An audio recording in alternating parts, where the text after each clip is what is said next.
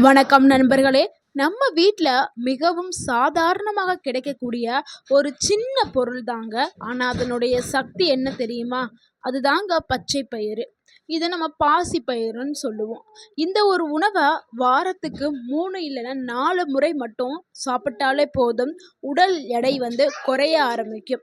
இப்ப இருக்கக்கூடிய காலகட்டத்துல எல்லாருமே நம்ம ஜங்க் ஃபுட் சாப்பிட ஆரம்பிச்சுட்டோம்.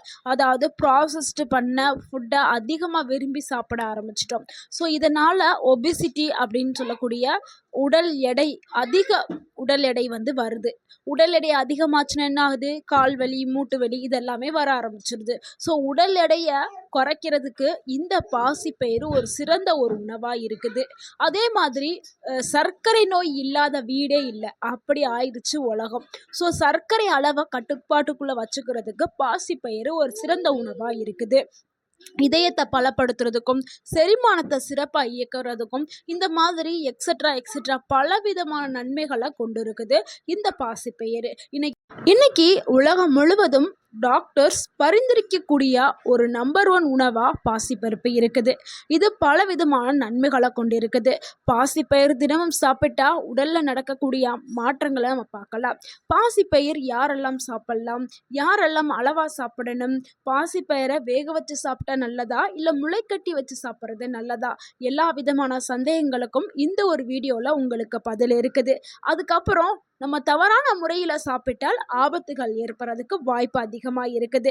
எந்த ஒரு உணவாக இருந்தாலும் அதை சரியான முறையில் சாப்பிட்டா தானே அதில் இருக்கக்கூடிய முழு ஊட்டச்சத்துக்களும் உடலால் உறிஞ்சி கொள்ள முடியும். ஸோ பாசி பயிரை எப்படி சரியான முறையில் சாப்பிட்றது அப்படிங்கிறதையும் நம்ம வீடியோவில் சொல்ல போகிறோம். வீடியோவை முழுமையாக பாருங்கள். இந்த ஒரு வீடியோ உங்களுடைய ஆரோக்கியத்திற்கு மிகவும் பயனுள்ள ஒரு வீடியோவாக இருக்கும். ஸோ வீடியோவை ஸ்கிப் பண்ணாமல் முழுமையாக பாசிப்பயிறுங்கிறது இந்தியாவில் ஆயிரக்கணக்கான ஆண்டுகளாக பயன்படுத்தப்பட்ட ஒரு பாரம்பரிய உணவுங்க.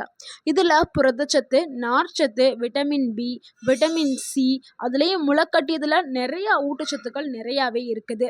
மெக்னீஷியம், பொட்டாசியம், கால்சியம், இரும்புச்சத்து, ஆன்டி ஆக்சிடென்ட் அப்படின்னு சொல்லிக்கிட்டே போகலாம். அந்த அளவுக்கு நிறைய ஊட்டச்சத்துக்கள் பாசிப்பயிரில் இருக்குது. பேரிச்சம்பழத்தை விட இரும்புச்சத்து பாசிப்பயிரில் தான் அதிகமாகவே இருக்குது. முட்டையை விட புரோட்டீன் பாசிப்பயிரில் தான் அதிகமாக இருக்குது. 100 கிராம் பச்சை பயிரில் புரோட்டீன் சுமார் 24 கிராம் இருக்குது. நார்ச்சத்து 16 கிராம் இருக்குது. இரும்பு இருக்குது, மெக்னீஷியம் இருக்குது, போலேட் இருக்குது. போலேட்டுங்கிறது ரொம்ப ரொம்ப கர்ப்பிணி பெண்களுக்கு முக்கியமாக உள்ள ஒரு சத்துங்க. ஏன்னா அவங்க வயிற்றில் வளரக்கூடிய கருவுக்கு போலேட் அப்படிங்கிற சத்து ரொம்பவே தேவை. அது பாசிப்பயிரில் தான் இருக்குது. சில உணவுகளில் தான் போலேட் இருக்கும். அது பாசிப்பயிரில் இருக்குது. ஸோ எல்லாருக்குமே நல்ல ஒரு உணவை நீங்கள் தேர்ந்தெடுத்து சாப்பிட்ணுன்னா கண்டிப்பாக நீங்கள் பாசிப்பயிரை உணவில் சேர்த்துக்கிறங்க. அதாவது வாரத்துக்கு 3லேருந்து 4 முறை எடுத்துக்கிறது ரொம்பவுமே ஆரோக்கியமானது. ஸோ இதனுடைய நன்மைகளை பார்க்கலாம். நன்மை 1 என்னென்னா, உடல் எடையை குறைக்கிறதுக்கு பாசிப்பயிர் பயன்படுது. உடல் எடை குறைக்க நினைப்பவர்களுக்கு இது ஒரு சிறந்த உணவாக இருக்கும். நீங்கள் எவ்வளவோ டயட் எடுத்திருப்பீங்க, என்னென்னமோ உணவை கட்டுப்பாட்டில் வச்சு சாப்பிட்டுட்டு இருப்பீங்க, எக்ஸசைஸ் பண்ணுவீங்க, டயட் இருப்பீங்க, ஆனால் எதுவுமே ஒர்க் அவுட் ஆகாது. நீங்கள் உடற்பயிற்சியோடு சேர்த்து நீங்கள் இந்த பாசிப்பருப்பை மட்டும் உணவில் சேர்த்துக்கிறங்க. முடிஞ்ச அளவுக்கு கார்போஹைட்ரேட், இந்த ரைஸ் ஐட்டமாக இருக்கக்கூடிய உணவுகளை ஒரு நாளைக்கு ஒரு வேளை எடுத்துகிட்டு மற்ற வேலைகளில் பாசிப்பயிரை உணவாக எடுத்துக்கிட்டு உடற்பயிற்சி செய்யுங்க. உடல் எடை கடகடகடன் குறைய ஆரம்பிச்சிருக்கும். நீங்கள் நினச்சே பார்த்துருக்க மாட்டீங்க, அவ்வளவு அற்புதமான ரிசல்ட்டை உங்களுக்கு கொடுக்கும்.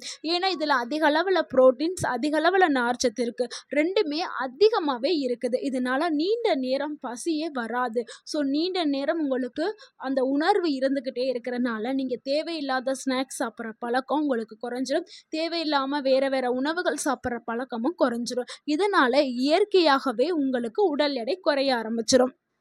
அடுத்து 2வது நன்மை, சர்க்கரை நோயாளிகளுக்கு ஒரு சிறந்த உணவாக பாசிப்பயிறு இருக்குது. நம்ம முன்னாடி சொன்ன மாதிரியே சர்க்கரை அளவை கட்டுப்பாட்டில் கொண்டு வரதுக்கு பாசிப்பயிறு ஒரு சிறந்த உணவாக இருக்குது.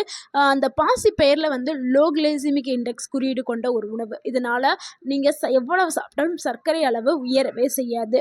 ஸோ அதனால் இந்த ஒரு உணவை நீங்கள் எடுத்துக்கலாம். இதில் நார்ச்சத்து இருக்குது. இதில் குளுக்கோஸ் மெதுவாக தான் ரத்தத்தில் போய் சேரும். இதனால் நீங்கள் பயப்படாமல் சர்க்கரை நோயாளிகள் தாராளமாக தாராளமாக இந்த பாசிப்பருப்பை சாப்பிட்லாம். டயபெட்டிஸ் கண்ட்ரோலில் வர்றதுக்கு, சர்க்கரை அளவு கண்ட்ரோலில் வர்றதுக்கு இந்த ஒரு உணவு ஒரு சிறந்த உணவாக இருக்குது. ஸோ மருத்துவர்கள்ட்ட நீங்கள் ஆலோசனை பெற்றுட்டு கூட தாராளமாக எடுத்துக்கலாம். ஆனால் நீங்கள் நினைவில் வச்சுக்கிறணும், இவங்க சர்க்கரை அளவு கட்டுப்பாட்டில் வரும் அப்படின்னு சொல்லிட்டாங்களே அப்படின்னு சொல்லிட்டு மருத்துவர் கொடுத்த மருந்து மாத்திரையை நிப்பாட்டிட்டு இதை மட்டும் சாப்பிடக்கூடாது. மருந்து மாத்திரை சாப்பிட்டுக்கிட்டே இந்த பாசிப்பருப்பையும் நம்ம அளவாக எடுத்துக்கிறணும். ஸோ இதை ஞாபகத்தில் வச்சுட்டு நீங்கள் பின்பற்றுங்க. அடுத்து 3வது நன்மை என்னன்னா, இதயத்தை பாதுகாக்கிற வேலையா பாசிப்பயிறு செய்யுது. இதயம் ஆரோக்கியத்திற்கு பொட்டாசியம், மெக்னீசியம், ஃபைபர் இது 3மே ரொம்ப ரொம்ப அவசியம்ங்க. இந்த 3மே பச்சைப்பயிர் அதாவது பாசிப்பயிரில் இருக்குது. இதனால் கெட்ட கொழுப்பு குறையும். இதயத்தை சுற்றி இருக்கக்கூடிய அந்த எல்டிஎல்னு சொல்லக்கூடிய கெட்ட கொலஸ்ட்ரால் வந்து குறைய ஆரம்பிச்சிடும். ரத்த அழுத்தம் கட்டுப்பாட்டில் இருக்கும். ஸோ உங்களுடைய இதயத்தை பாதுகாக்கணும் அப்படின்னா நீங்கள் பாசிப்பயிரை கண்டிப்பாக உணவில் சேர்த்துக்கிறணும். முக்கியமாக இப்போ இருக்கக்கூடிய காலகட்டத்தில் சுற்றுச்சூழல் காரணமாக இதயம் சார்ந்த நோய்கள் நிறையாவே வருது. ஸோ பாதி மரணத்திற்கு காரணமே இதயம் சார்ந்த நோய்களாக தான் இருக்குது. ஸோ இதய நோய் அபாயத்தை குறைக்கிறதுக்கு பாசிப்பயிரை உணவில் சேர்த்துக்கிறேங்க. அடுத்து 4வது நன்மை, செரிமானத்தை மேம்படுத்துறதுக்கு பச்சை பயிறு பயன்படுது. அதாவது பாசிப்பயிறு. மலச்சிக்கல் உள்ளவர்களுக்கு பச்சை பயிறு மிகவும் ஒரு சிறந்த உணவாக இருக்குங்க. இதில் நார்ச்சத்து அதிகமாக இருக்கிறதுனால குடலுடைய இயக்கத்தை சீராக வச்சுக்கிறதுக்கும் நல்ல குடல் பாக்டீரியாக்களை வளர்கிறதுக்கும் பயிர் வந்து பயன்படுது. ஸோ நீங்கள் உங்கள் ஊரில் இந்த பாசிப்பயிரை எப்படி அழைப்பீங்கன்னு கமெண்ட் பண்ணுங்கள். பச்சை பயிறுன்னு சொல்லுவீங்களா இல்லை பாசிப்பயிறுன்னு சொல்லுவீங்க? அடுத்து 5வது நன்மை, நோய் எதிர்ப்பு சக்தியை அதிகப்படுத்துறதுக்கு பச்சை பயிறு பயன்படுது. முளைக்கட்டிய பச்சை பயிரில் விட்டமின் சி அதிகமாகவே இருக்குது. அது கூடவே ஆன்டி ஆக்சிடென்ட்டுகளும் சேர்ந்து உடல்களில் செல்களை பாதுகாக்குது. இதனால் நோய் எதிர்ப்பு சக்தி வலுவாக்கப்படுது. நோய் எதிர்ப்பு மண்டலம் வலுவாக்கப்படுது. இதனால் எளிதாக தாக்கக்கூடிய வைரஸ், பாக்டீரியா, பூஞ்சை இது எல்லாத்தையும் எதிர்த்து போராடும் தன்மை நம்ம உடலுக்கு கிடைக்குது. அடுத்து 6வது நன்மை, தசைகளை பலப்படுத்துறதுக்கு பாசிப்பயிர் பயன்படுதுங்க. பாசிப்பயிரில் அதிக அளவில் புரோட்டீன் இருக்குது. இது யாருக்கு ரொம்ப பயனுள்ளதாக இருக்கும்னா, ஜிம்முக்கு போகிறவங்க என்ன பண்ணுவாங்கன்னா, புரோட்டீன் பவுடர் வாங்கி சாப்பிடுவாங்க. ஆனால் இயற்கையான புரதம் நிறைந்தது இந்த பச்சை பயிர். ஸோ இந்த பச்சை பயிரில் அதிக அளவில் புரதம் இருக்கிறதுனால நீங்கள் இதை வாங்கி சாப்பிட்லாம். ஸோ நீங்கள் புரோட்டீன் பவுடர் வாங்கி சாப்பிட்றதுக்கு பதிலாக இதை வாங்கி எடுத்துக்கலாம். ஏன்னா புரோட்டீன் பவுடர் வந்து சிலருக்கு வந்து அலர்ஜி, ஒவ்வாமை, சில பல ஆபத்துகளை ஏற்படுத்தும். ஸோ அதுக்கு பதிலாக நம்ம இயற்கையாக விளைந்த இந்த பாசிப்பயிரை நம்ம எடுத்துக்கலாம். அடுத்து மசில்ஸை ரெக்கவரி பண்ணுறதுக்கு இது பயன்படுது. பாடியை ஸ்ட்ரென்தன் பண்ணுறதுக்கு இந்த பாசிப்பயிறு பயன்படுது. முக்கியமாக வயதானவர்களுக்கு இது சிறந்த உணவாக இருக்குது. ஏன்னா வயது அதிகரிக்க மசில்ஸ் மாஸ் அதாவது அவங்களுடைய தசைகள் வந்து ரொம்பவே லூஸாக ஆரம்பிக்கும். ஸோ அந்த லூஸ்னஸ் எல்லாத்தையுமே குறைக்கிறதுக்கு பாசிப்பயிறு. அடுத்து 7வது நன்மை என்னென்னா, பெண்களுக்கு கிடைக்கக்கூடிய நன்மைகள் தாங்க. பெண்களுக்கு போலேட் அப்படிங்கிற சத்து ரொம்பவுமே முக்கியம். அது பச்சை பயிரில் நிறையாவே இருக்குது. அது நம்ம ஏற்கனவே சொன்ன மாதிரி கர்ப்ப காலத்தில் இருக்கக்கூடிய பெண்களுக்கு பயனுடும். அதே மாதிரி கர்ப்பத்துக்காக திட்டமிடுவார்கள்ல அவங்களுக்கு ஒரு சிறந்த உணவாகவும் பாசிப்பயிர் இருக்குது. இரும்பு சத்து இதில் இருக்கிறதுனால ரத்த சோகை வராமல் பாதுகாக்கிறதுக்கு பயன்படுது. ஏன்னா இந்தியாவில் பெண்களுக்கு தான் நிறைய ரத்த சோகை அப்படின்னு சொல்லக்கூடிய அனிமியா அப்படிங்கிற நோய் வந்து தாக்கப்படுறாங்க. ஸோ அந்த ரத்த சோகையிலிருந்து பெண்கள் விடுபடுறதுக்கு நீங்கள் பச்சை பயிர் இந்த பாசிப்பயிரை ரெகுலராக எடுத்துக்கிட்டாவே போதும். இதனால் தலை சுற்றுதல், ரத்த சோகை இருந்துச்சுன்னா தலை சுற்றுதல், உடல் சோர்வு இதெல்லாம் இருந்துக்கிட்டே இருக்கும். நீங்கள் பாசிப்பயிரை எடுக்க அதெல்லாமே சரியாயிரும். அடுத்து 8வது நன்மை என்னன்னா, தோல் மற்றும் முடி ஆரோக்கியத்திற்கு பச்சை பயிறு பயன்படுது. இந்த பாசி பயிரில் புரதம், copper, antioxidant, vitamin B இது எல்லாமே இருக்குதுங்க. இது இருக்கிறதுனால தோள்களுடைய செல்களை பாதுகாக்குது. முடி வளர்ச்சிக்கு இது உதவுது. ஸோ முடி வளர்ச்சிக்கு ஏன்னா எல்லாரும் வந்து சந்திக்கக்கூடிய ஒரு பிரச்சனை என்னன்னா, முடி உதிர்தல் பிரச்சனை, முடி வளராமை. ஸோ இதுக்கு பாசிப்பயிறு நல்ல ஒரு தீர்வாக இருக்குது. உங்களுடைய ஸ்கின்னை நல்லா பளபளன்னு வச்சுக்கிறதுக்கும் உங்களுடைய முடி வளர்ச்சியை ஊக்குவிக்கிறதுக்கும் பாசிப்பயிர் பயன்படுது.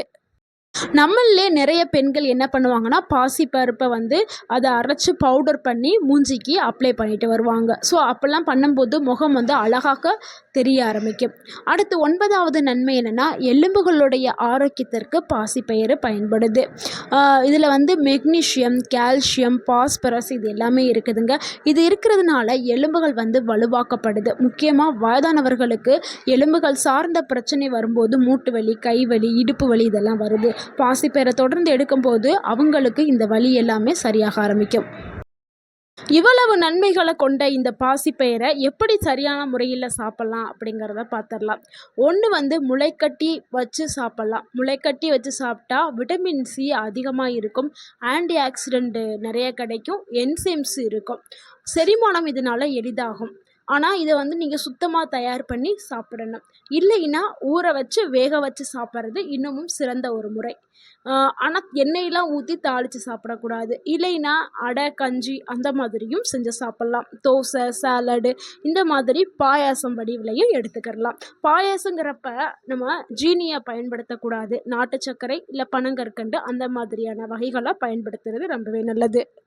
பாசிப்பயிறுமே அளவாக தாங்க சாப்பிடணும். அளவுக்கு அதிகமாக சாப்பிட்டிங்கன்னா வாய்வு பிரச்சனை, வயிற்று உபசம், அஜீரணம் இதெல்லாம் ஏற்படலாம். முக்கியமாக சிறுநீரக நோயாளிகள் வந்து அதிக புரதம் வந்து அவங்களுக்கு தேவைப்படாது. ஸோ அதனால் நீங்கள் உங்களுடைய மருத்துவருடைய ஆலோசனைப்படி இந்த பாசிப்பயிரை வந்து தவிர்க்கிறது நல்லது. இல்லைனா உங்களுடைய மருத்துவர்கிட்ட நீங்கள் ஆலோசனை கேட்டுட்டு எடுக்கிறது ரொம்பவே நல்லது. நண்பர்களே, பச்சை பயிறுங்கிறது மிகவும் மலிவான விலையில் கிடைக்கக்கூடிய ஆனால் சத்துக்கள் அதிகமாக உள்ள ஒரு பயிருங்க. இது ரொம்ப ரொம்ப ஆரோக்கியமானது. ஸோ இதனுடைய ஆரோக்கியத்தை அளவிட முடியாத அளவுக்கு ரொம்பவுமே ஆரோக்கியமானது. வாரத்துக்கு 3 இல்லை 4 முறைகள் வந்து நீங்கள் எடுத்துக்கிறது ரொம்பவே நல்லது. இதனால் பலவிதமான நன்மைகள் உங்கள் உடலுக்கு வந்து சேரும்.